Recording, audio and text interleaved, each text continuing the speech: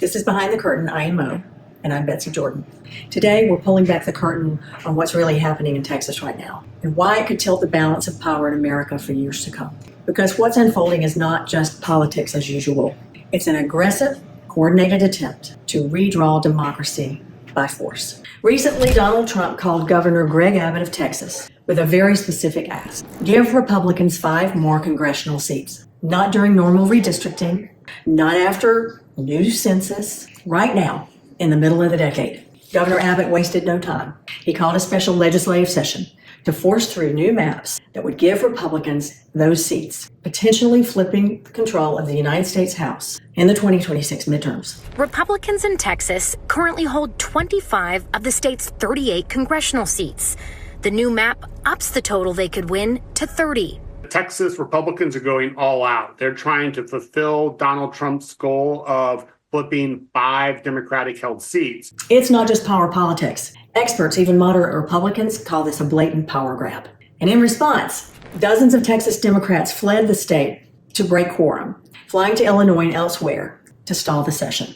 Because under Texas law, you need 100 members present to do business. Governor Abbott then threatened to remove or arrest the absent lawmakers. The Attorney General followed suit.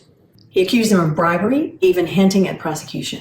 But here's the truth. Abbott doesn't have the legal power to remove elected officials for leaving the chamber. Texas courts have repeatedly upheld the rights of lawmakers to break quorum. This is grandstanding, and it's dangerous. Because when governors start threatening to purge elected officials to get their way, we've crossed a constitutional red line. This isn't just a Texas problem. It's a warning shot for the rest of the country. Governors in California, Illinois, Maryland, and New York are already discussing retaliatory redistricting and adding Democratic seats in their states in response. What we're seeing is the beginning of a national gerrymandering war, each side trying to rig the map before voters ever get to speak.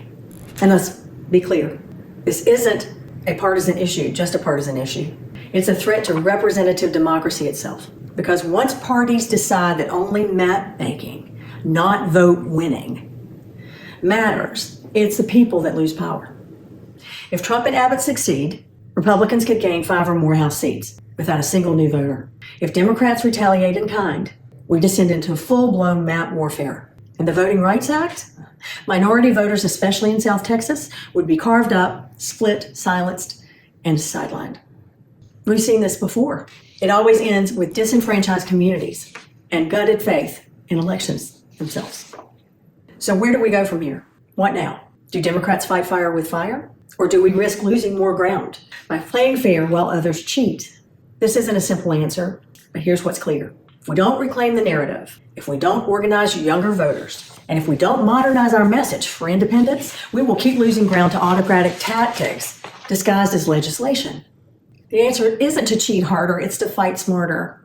With courts, with voters, and with a vision of democracy that includes everyone. Urban and rural, young and old, red and blue. The fight is just beginning.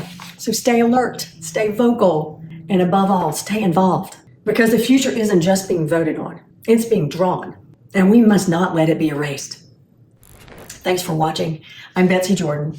If this episode moved you, share it, subscribe, and let your voice be heard. This is Behind the Curtain. I am Mo. Thank you for being here.